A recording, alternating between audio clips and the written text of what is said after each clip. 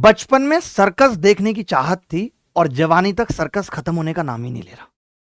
हालात यह है कि एग्जाम लीक से लेकर के आंसर की तक इंतजार रह गया है। बस सरकारी एग्जाम सेंटर पे इतनी सेफ्टी दिखाई जाती है कि लड़कियों की कान की बाली, लड़कों के हाथ के कलावे भी उतरवा लिए जाते हैं।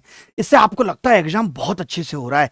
एग्जाम में गड़बड़ी अब एक खबर नहीं है, तमाम बच्चों के सपनों की हत्या है। एजुकेशन सिस्टम में ना एजुकेशन बची है और ना सिस्टम बचा है। पढ़ने वालों की तो ऐसी तैसी हो गई है, लाइफ की, फ्यूचर की, सबकी। पैसे से सब कुछ मिलने लगा है, नौकरी से लेकर के सपने, सब कुछ बिक रहा है।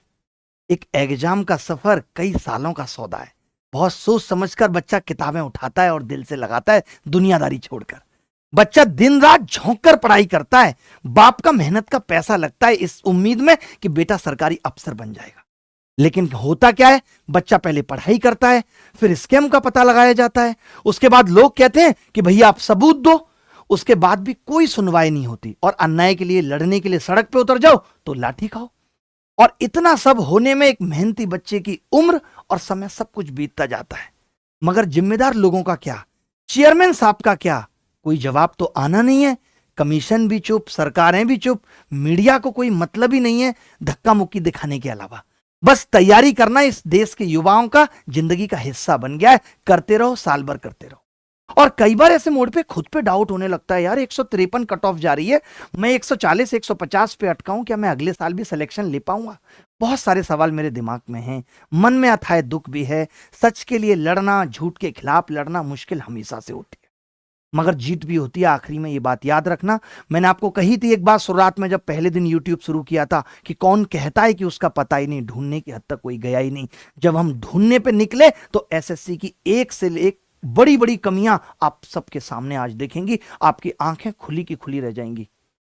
जिन बंद आंखों ने क्या क्या कमाल दिखाया आप इस बोर्ड पे देखेंगे और आप उसके बाद अपनी आंखें बंद नहीं कर पाएंगे। कैसे हार मान लेते हम? हल तो निकालना था। मुझे भी बहुत क्रिटिसिज्म झेलने को मिला। बहुत सारे लोगों ने कहा क्या कर रहे हो, मेंस लेट करोगे, बच्चों को पढ़ने नहीं दोगे। उन्हें नहीं पता था कि यह सब मेंस में भी होगा और मेहनती बच्चा फिर रह जाएगा। बट मुझे उम्मीद थी कि कोई बात नहीं, आज नहीं मिलेगा तो क्या हुआ, कल मिलेगा कोई हल। हिम्मत तो नहीं हारेंगे, जितना मर्जी चैलेंजेज हो जीतेंगे और नौकरी तो लेके रहेंगे। एक बात याद रखना तुम, एसएससी कमजोर जब जुल्म से तंग होकर टक्कर लेने का फैसला करता है ना, तो बड़े बड़े ताकतवर को भी तबाह कर देता है। तुम तो सिर्फ ग्रुप बी और ग्रुप सी जॉब की मालिकिन हो बेटा एसएससी। अब ऐसा देख रहा है कि cheating is choice not a mistake. सब सब पता लग रहा है। एहसान नहीं करती कोई एसएससी हो, गवर्नमेंट हो, टू गिव सरकारी नौकरी is responsibility of government not a choice. अगर इस बार भी सिलेक्शन नहीं हुआ ना तो बहुत कुछ अधूरा रह जाएगा। तो जो बच्चे 1 या 2 नंबर से रहे हैं ना, वो सब इन होके रहेंगे। मेरा आपसे वादा और दावा दोनों चीजें। मैं नहीं चाहता कि आपके सपने इस बार भी मर जाएं। इसलिए जितने भी लोग अंदर मैक्सिमम आ सकते हैं उन सबको अंदर लाकर रहेंगे। अरे घर के हालात भी तो ठीक करने हैं। नौकरी इस बार हर हाल में आनी चाहिए। इस बार मौका निकल गया तो बस अफसोस रह जाएगा, यार लास्ट ईयर ये कर लेते, क्योंकि ये लड़ाई तो अगले साल भी लड़नी पड़ेगी। आपको लगता है कि कट ऑफ हाई गई है क्योंकि पेपर सरल आया था? अरे क्या गणित अकेला डिसाइड कर देगा कि पेपर सरल था? जीएस के मुश्किल सवालों का क्या और रीजनिंग के अटपटे सवालों का क्या? दुख है बट पता है किस बात का, कि इतना सब कुछ दिखाने के बाद भी आपने आज मेरा सुबह का एक वीडियो देखा होगा जहां साफ पता चल रहा है कि रिजल्ट में भी स्कैम है।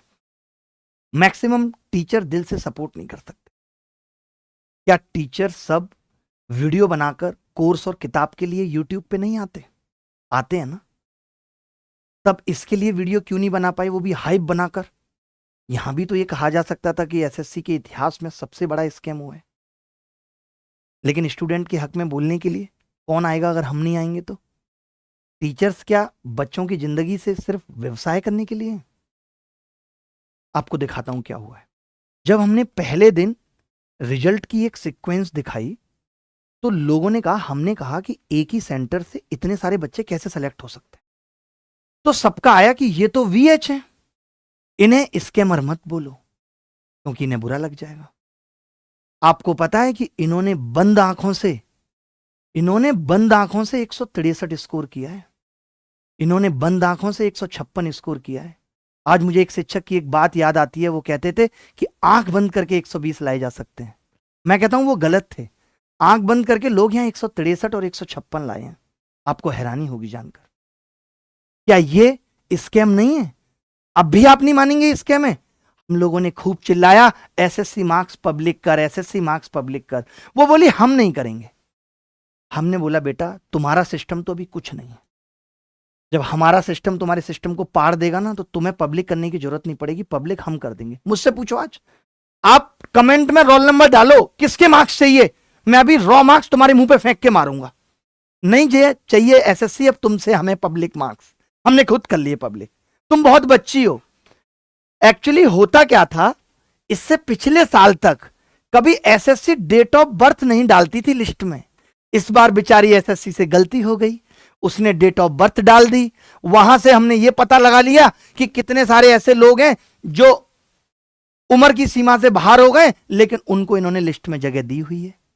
वहां से हमने ये भी पता लगा लिया कि किस बच्चे के कितने नंबर है। आप भी लगा सकते हैं, अभी भी लिंक ओपन है, लिंक खोलिए, वहां पे किसी भी बच्चे का रोल नंबर डालिए, उसकी पासवर्ड में डेट ऑफ बर्थ डालिए और उसके बाद आपकी पास उसकी पीडीएफ आ जाएगी। उसको या तो रैंक मित्रा या फिर हमारी वेबसाइट पर रैंक कैलकुलेटर में डालिए और मार्क्स आपके मुंह पे होंगे। मैं आपको दिखाता हूं। आप कहेंगे कुछ याद आ रहा है आपको, हल्का पुल्का याद आ रहा है? ये कुछ रोल नंबर थे यूआर कैटेगरी के जो लगातार थे। मैंने ये सोचा कि मैं ऐसा करता हूं, इनके रोल नंबर और नाम नहीं दिखाता हूं, बट मुझे नहीं पता अभी इसमें से स्कैमर आप डिसाइड करेंगे। मैं ये एकदम नहीं बोल रहा हूं कि ये बच्चा स्कैमर है, मैं बस ये बता रहा हूं कि जितने बच्चे जो हम लोग कह रहे थे कि लगातार सेलेक्ट हुए हैं, और ये है न्यू एज टेक्नोलॉजी सेंटर है, ये बच्चा है, 87 इसका रोल नंबर है, मार्क्स लाया 143, 87 सेलेक्टेड था। ये बच्चा इसका रोल नंबर 88 है, मार्क्स लाया 143.5 का ये अंतर है। ये इससे अगला बच्चा है, ये मार्क्स लाया 140। इससे अगला बच्चा है, भले उसकी कैटेगरी अलग है, यूआर नहीं है, लेकिन वो भी पीछे नहीं रहा है, वो कह रहा मार्क्स लाया 138। ठीक है, उसके बाद एक ये बच्चा है, थोड़ा सा अगला, ये लाया 140.5, यानी एक ही रेंज में ये मार्क्स लेके आए, अलग अलग कैटेगरी के। उससे अगला एक और बच्चा है, इसकी कैटेगरी ओबीसी है, यानी हमने सारी कैटेगरियों को लिया है, यूआर भी लिया है, एससी भी लिया है, ओबीसी भी लिया है। ये लाया 152.5। ठीक है, ये एक ही सेंटर के इतने सारे बच्चे, ये मैंने तो एक निकाला है क्योंकि मैं आपको पूरा नहीं दिखाना चाहता था, मैंने बस बता दिया कि जितने भी लगातार रोल नंबर है आप निकाल के देख सकते हैं अगर आपको कहीं भी गड़बड़ लगती है। मैं मानता हूं कि इनमें कोई गड़बड़ नहीं है, ये बच्चे बहुत अच्छे हैं, ये अपने दिमाग से ही नंबर लाए हैं। हो सकता है इन्होंने अंदर आपस में बातचीत कर लियो कि यार तू मुझे 4 प्रश्न बता दे, वो 4 प्रश्न बता दे, इसलिए लगभग आसपास है। बट फिर भी एक शक तो पैदा होता है कि लगातार रोल नंबर सेलेक्ट होना इतनी बड़ी संख्या में, जहां 18-19 लाख लोग पेपर दे रहे हो, एक डाउट पैदा करता है। और एसएससी इसको ज्यादा अच्छे से कर सकती है पता, ठीक है, कि इस सेंटर पे क्या हुआ है क्या नहीं हुआ। उसके बाद इन बच्चों का पुराना डेटा भी होगा। तो इसलिए मैं इन बच्चों से भी माफी चाहता हूं कि मैं आप पे कोई क्वेश्चन नहीं उठा रहा हूं, बट मैं बता रहा हूं कि आप एक सीक्वेंस में सेलेक्ट हुए, ऐसा क्या था उस सीक्वेंस में और उस सेंटर में कि आप सब सेलेक्ट हो गए, आपसे ही पूछ रहा हूं। अब बात आती है पीडब्ल्यूडी, जिसकी कट ऑफ 47 गई है। सब चिल्ला रहे थे पीडब्ल्यूडी, इसमें तो यूं ही सिलेक्शन हो जाता है, 47 कट ऑफ गई है। बट इन बच्चों को कट ऑफ से कोई मतलब नहीं है, ये कहते हैं हम कट ऑफ के बाप हैं। अबे तुम भेजो कट ऑफ 47, हम नंबर लाएंगे 147, क्योंकि भारत को आजादी मिली थी 1947 में, है? अब कश्मीर को दिलानी है AK-47 में आजादी। देखना जरा, ये बच्चा है पीडब्ल्यूडी कैटेगरी का है, अभिनय नाम है इसका, इसने तो मुझे ही बदनाम कर दिया, इसका नाम भी अभिनय। वाह बेटे वाह, ये नंबर लाया 163। आप सोचिए, ये स्क्राइब लेके जाते हैं, आपको पता होगा, साथ बैठने वाले पीडब्ल्यूडी में शायद कुछ, मुझे पता चला कि कुछ लोग स्क्राइब नहीं भी लेके जाते हैं, बट मैक्सिमम लेके जाते हैं। वो फिजिकली डिसेबल्ड तो हैं। जूम करके दिखा दूं? हाँ हाँ जूम कर। तो आपको ये पीडीएफ यहां डालनी नहीं थी, कहीं है ये मेल पे है पीडीएफ, यही है ना, ये लो, यहां से देखो, आप अच्छे से देखो, मजा तभी आएगा। इस बच्चे की कैटेगरी आप चेक कर लेना, अभिनय इसका नाम है, और ये नंबर लाया 163। आप देखो, जनरल इंटेलिजेंस और रीजनिंग में 50 नंबर लाया ये लड़का, कितना इंटेलिजेंट है। बच्चे साल बल लगा देते हैं जिनके हाथ पर सब कुछ सही है भगवान की दया से, बट ये देखिए कितने कमाल कमाल के नंबर लाए, 163 नंबर लाया। और कौन सी कैटेगरी है भाई ये? अब आ जाते हैं आगे। ये भाई साहब VH है, VH विजुअली हैंडीकैप, जिनको नहीं दिखता है, आपको पता होगा, ये भी स्क्राइब लेकर ही जाते हैं, इनके साथ तो स्क्राइब जाता ही है। कैटेगरी भी UR है इनकी, और कट ऑफ भी इनकी बहुत कम ही जाती है। बट अब आप देखेंगे इनके नंबर, तो इन्होंने रिकॉर्ड बनाया नंबर लाने का। कितने नंबर इनके? 156 नंबर लाए हैं ये। विजुअली हैंडीकैप्ड और सोचिए 156 नंबर लाए हैं। अब जो बच्चे बेचारे, मेरी एक जिस बच्चे से बात हुई, मैं अभी आपके सामने भी उसको कॉल लगाऊंगा और उससे पूछूंगा कि उसका दर्द क्या है और कौन से अटेम्प्ट में उसने पेपर दिया है। अभी आपके सामने कॉल लगाऊंगा। लग गई कॉल?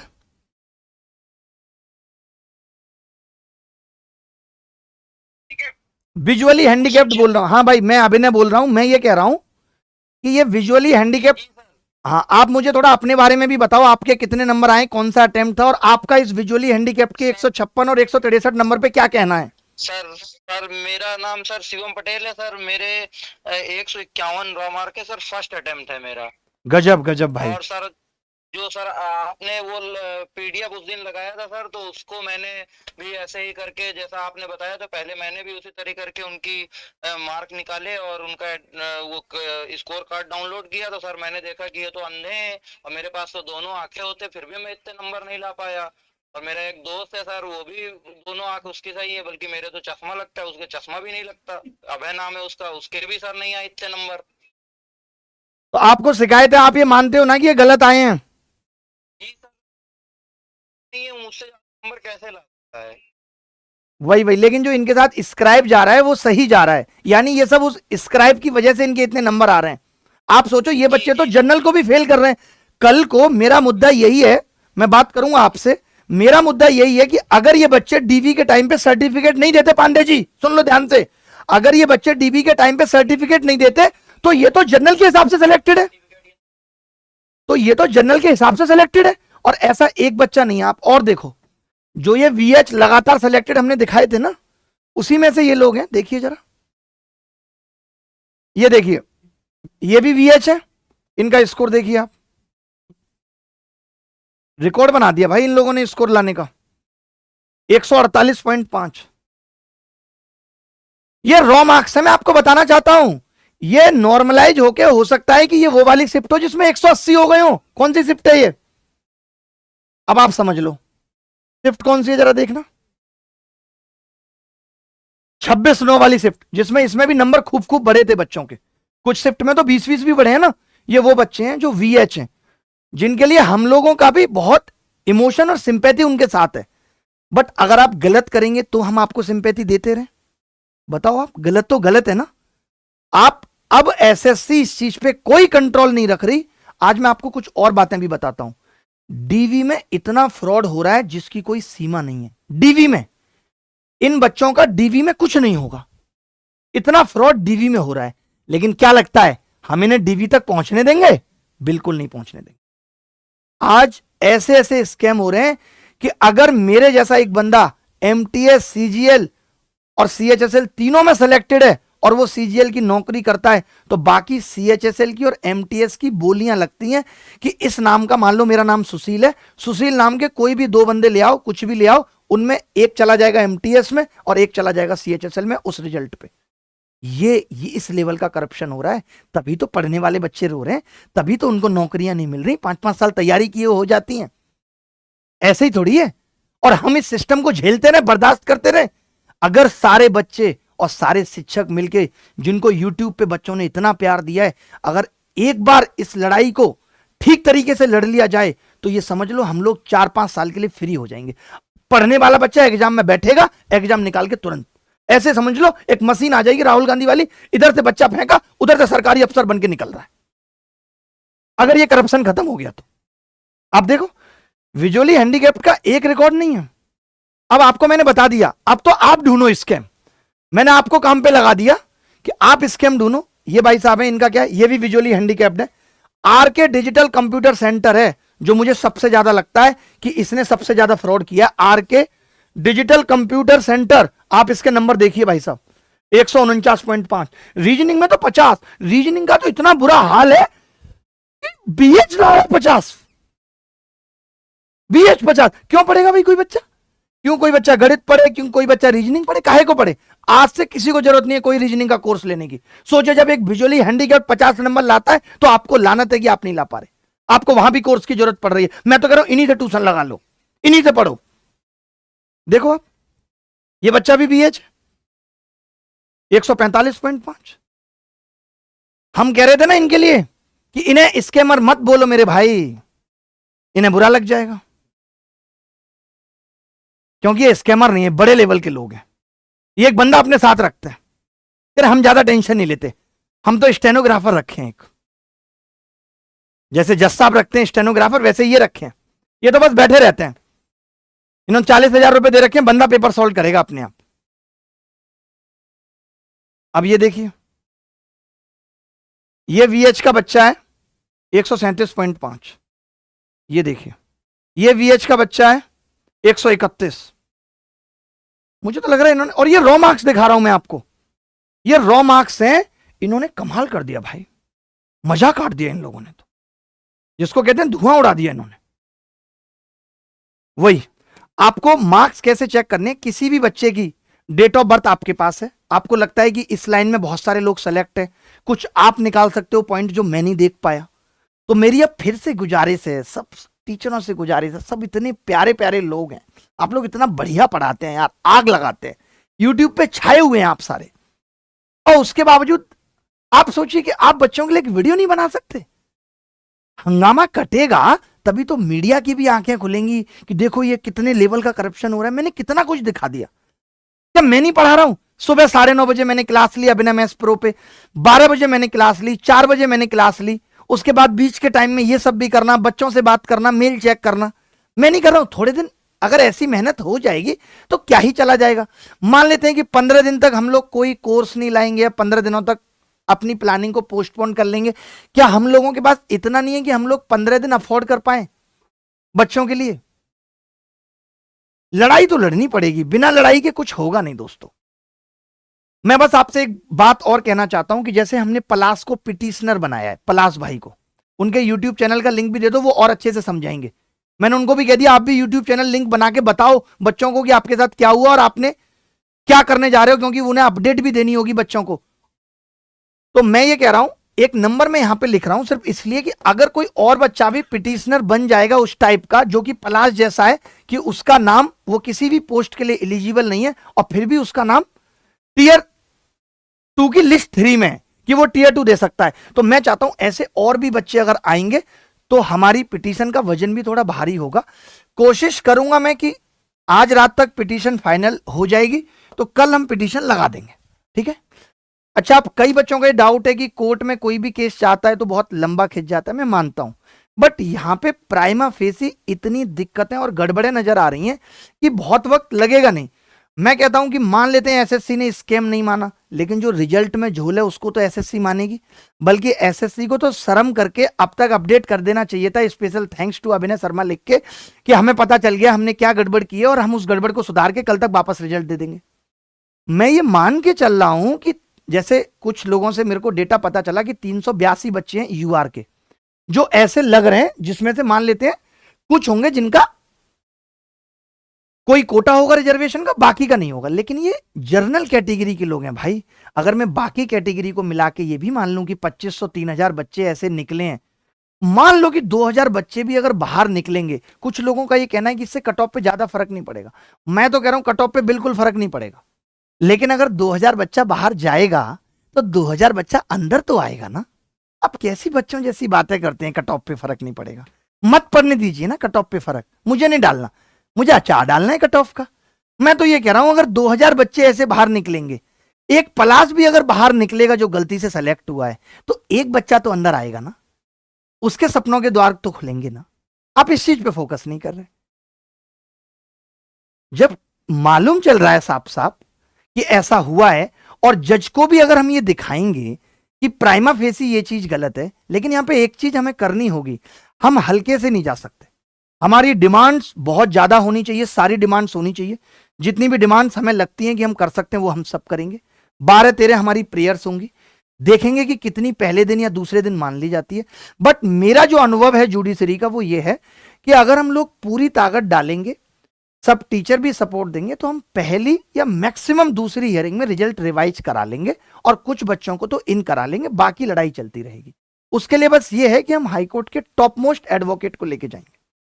अब होता क्या है कि अगर हम ये चीज बच्चों पे ही छोड़ दें, जैसे आपने 2023 वाला केस देखा है, तो वो लोग उतना पैसा नहीं जुटा पाते बेचारे, और उतने अच्छे एडवोकेट भी नहीं ले जा पाते। फिर ये उनकी सबसे बड़ी दिक्कत होती है। अभी तक जितने भी एसएससी के केस लंबे खींचे हैं, टीचर तो कह देता है कि बच्चों की लड़ाई है, बच्चों को लड़ने दो, और वो अलग हट जाता है। अब बच्चे उतना फंड नहीं जुटा पाते, और जब उनके पास फंड नहीं होता तो वो अच्छे एडवोकेट नहीं ले जा पाते, इसीलिए लड़ाई लंबी चलती रहती है। बट इस बार फंड सिर्फ टीचर ही जुटाएंगे, सब टीचर देंगे इस बार पैसा, और एक से एक टॉप मोस्ट वकील 3-3 जाएंगे पहली हियरिंग में भी। हम देखेंगे कैसे नहीं सुनी जाएगी हमारी बात और कौन नहीं सुनने देगा। लेकिन आप साथ के साथ तैयारी भी करते रहो। एसएससी ये हो सकता है अपनी खुंदस निकालने के लिए आपका नाम भी रिजल्ट में दे दे और मेंस भी सेम टाइम पे हो। दूसरी हमारी सबसे बड़ी डिमांड जो है वो ये रहेगी कि मेंस एक ही शिफ्ट में होना चाहिए, ताकि वहां ये नॉर्मलाइजेशन का फंडा ना हो। जैसा बच्चे बता रहे हैं और जैसा डेटा दिख रहा है, पता चल रहा है कि नॉर्मलाइजेशन में भी रिजर्वेशन लगा है। नॉर्मलाइजेशन तो अपने आप में एक रिजर्वेशन है, लोगों को समानता पे लाने का। अब हमने वहां भी कास्ट बेस्ड सिस्टम लगा दिया, तो इसको मैं थोड़ा गलत मानता हूं। पहले नॉर्मलाइजेशन लग जाना चाहिए था, फिर कट ऑफ डिसाइड होनी चाहिए। कई लोगों का कहना है कि लास्ट ईयर भी ऐसा था। मुझे तो पता नहीं था, अगर आपको पता था तो आप क्यों इस बात को दबा के बैठे थे भाई? इसका मतलब आप भी चोर हैं। जो लोग ये कह रहे हैं कि लास्ट ईयर भी ऐसा हुआ था, मैं बताना चाहता हूं लास्ट ईयर रिजल्ट में डेट ऑफ बर्थ नहीं दी थी एसएससी। इस बार उसने खुद से अपने पैर में कुल्हाड़ी मार ली, इसीलिए हम नहीं पकड़ पाए थे। और ये बात वैसी नहीं होगी जैसे लोग कहते हैं 2014 से पहले भी ऐसा होता था, 2014 से पहले भी ऐसा होता था। अरे ऐसा होता था तभी तो मोदी साहब आपको लाए थे कि कुछ बदलोगे आप। अगर लास्ट ईयर गलत हुआ था और अब पता चला है तो आवाज तो उठाई जाएगी ना। और ये एसएससी के लिए कोई उतनी बड़ी बात नहीं है कि वो रिजल्ट रिवाइज नहीं कर सकती, कि मेंस लेट होगा इसलिए लड़ाई ना की जाए। ये क्या बेवकूफी वाली बात है? और मेंस की कट ऑफ हाई हुई और ये बच्चे बाहर हो गए तब लड़ोगे ये लड़ाई? तब ऐसा मुंह रह जाएगा तुम्हारा किसने आना था, सर मेरा नहीं हुआ, 330 नंबर आए थे मेरे, कट ऑफ से 370 गई है, जबकि सर 370 तो हटा दी थी मोदी जी ने, सर कैसे चली गई बताओ? तो इसीलिए लड़ाई अभी करना जरूरी है। एसएससी मानती है तो ठीक, वरना हाई कोर्ट है, टॉप मोस्ट एडवोकेट लेकर जाएंगे। कोशिश होगी कि एक हियरिंग में निपटा दिया जाए मामला। केस लंबा मैंने बताया आपको इसलिए होता है क्योंकि एडवोकेट वीक रह जाता है, या फिर मुद्दा ऐसा हो जिसे थोड़ी देर में प्रूफ करने वाला हो। यहां तो कुछ करना ही नहीं है, यहां तो इतना क्लियर है। मैंने जितने भी एडवोकेट से बात की, वकीलों के पास भेजो, तुरंत मुद्दा समझ गया, बस वीडियो भेजी। बाकी लोगों को नहीं आ रही समझ। बाकी लोग भी तो वीडियो देख के समझ के और कुछ निकाल के पॉइंट्स, वो भी तो वीडियो बनाए। थोड़ी मेहनत कर लो ना भाई। वैसे आप राजा हो क्या? अकेले अवध ओझा साहब राजा हैं? बाकी के ये यूट्यूब वाले टीचर जिनको इतना प्यार और पैसा मिला है, वो सब नहीं है राजा? थोड़ा बच्चों के बारे में भी सोच लो यार। एक बात जो मैंने अभी कही कि देखिए, एक बार में सब कुछ नहीं मिलता। 12-13 प्रेयर्स होंगी, 4 मानी जाएंगी, बाकी चलती रहेगी लड़ाई, चाहे वो वेटिंग लिस्ट की हो, चाहे नॉर्मलाइजेशन की हो, एग्जाम लेवल की बात हो। और एग्जाम लेवल में एक बात याद रखा करो कि मैथ्स एग्जाम लेवल डिसाइड नहीं करता। ये बहुत बड़ी गलतफहमी है हमारी कि अकेला मैथ्स सिलेक्शन करा देता, ऐसा नहीं है। या अकेला मैथ्स का पेपर सरल आ गया तो एग्जाम का लेवल लो है, ऐसा नहीं है। और मेंस एक शिफ्ट में हो, ये सबसे मेन लड़ाई अभी की जो है, क्योंकि फिर पता चल रहा है बच्चा नॉर्मलाइजेशन झेलेगा और फिर लड़ाइयां करते रहेंगे। और नॉर्मलाइजेशन का फॉर्मूला यहां पे फेल होता दिख रहा है, और हो सकता है कोई भी फॉर्मूला फेल। कितने फॉर्मूले फेल हो जाते हैं यार, शादी फेल हो जाती है लोगों की। अरबाज खान मलाइका को देख लो, उसके बाद रिलेशनशिप फेल हो जाती है अरबाज खान, फिर अर्जुन कपूर को देख लो, मलाइका के साथ क्या कुछ फेल नहीं होता। इतने सारे मेहनती बच्चे फेल हो गए। नॉर्मलाइजेशन का फॉर्मूला फेल नहीं हो सकता। वो तब तक ठीक था जब तक एग्जाम का लेवल लगभग इक्वल है। यहाँ इतना बड़ा डिफरेंस कि एक शिफ्ट में नंबर कम हो रहे हैं, एक शिफ्ट में 20-30 बढ़ जा रहे हैं, ऐसी तैसी ऐसे फॉर्मूले के क्या ही मतलब? फिर ऐसी फॉर्मूला एंड कॉन्सेप्ट किताब का जहां फॉर्मूले ही फेल हो जा रहे हैं, बताओ। चलिए बस इतना ही बताना था। अब सारे मार्क्स पब्लिक हो गए, अब एसएससी को मना कर देना, कॉल करके बोल देना, सुनो एसएससी मिस्टर चेयरमैन साहब, अब मत करना मार्क्स पब्लिक, अब जरूरत नहीं है। करो तो नॉर्मलाइज्ड वाले कर देना, क्योंकि वो हम नहीं निकाल पा रहे हैं। उसका भी कुछ ना कुछ जुगाड़ ढूंढ लेंगे। अभी तो रॉ मार्क्स निकाल पा रहे हैं, कच्चे एकदम, और गुस्सा इतनी कि कच्चा चबा जाए जिसने ये सब किया है उसको। ठीक है, तो मिलेंगे फिर, समय ज्यादा बर्बाद नहीं करते, आपका रखते हैं अभी, और लड़ाई चलती रहेगी। मंडे या ट्यूसडे में हियरिंग होगी, तो मैं आपको अपडेट देता रहूंगा कि क्या चल रहा है क्या नहीं चल रहा है। और कोशिश करेंगे कि पहली दूसरी हियरिंग में ही हर एक हाल में, क्योंकि बताएंगे कोर्ट को भी ये कि ये अर्जेंट है, बच्चों का पेपर है जनवरी में, तो जितना जल्दी होगा उतना जल्दी आप इसको रिवाइज करवाइएगा। ठीक है, बाकी क्या पता भगवान ने चाहा कि एसएससी ने रात को आज 11 बजे ही नोटिस डाल दिया कि हम रिवाइज कर रहे हैं, या रिवाइज कर दिया, ऐसा भी हो सकता है। देखते हैं, let's best hope for the, ये इंग्लिश में बहुत दिक्कत होती है। तो मैं सबसे ये गुजारिश करूंगा, फिर से एक बार सभी शिक्षकों से भी कहूंगा कि आप लोग भी एक बार और आप देखो, थोड़ा सा आप भी एनालिसिस करो, कुछ कमियां निकालो, और वीडियो नहीं बना रहे तो एक एक पोस्ट डालो कम्युनिटी में कि हम सब बच्चों के साथ हैं, सब टीचर्स भी एक साथ हैं, थोड़ा बच्चों को भी मोटिवेशन मिले। क्योंकि लड़ाई में क्या होता है ना, लोग छूटने लगते हैं, ये सबसे बड़ी प्रॉब्लम है। लोगों को लगता है आप शायद हार जाएंगे। जैसे आपने देखा होगा ट्विटर कैंपेन जब थोड़ा सा वीक पड़ा तो लोग हटने लगे, लोगों को लगा अब शायद नहीं जीत पाएंगे, अब शायद नहीं जीत पाएंगे लड़ाई। लेकिन हमें तो पता था ना कि हम जीतेंगे। हमने लड़ाई शुरू ही नहीं की, और जो शुरू की है उसमें हमेशा जीते हैं हम। इसके लिए सच्चा रहना पड़ता है, विचारधाराओं पे चलना पड़ता है, नैतिक रास्ते पे चलना पड़ता है। नमस्कार।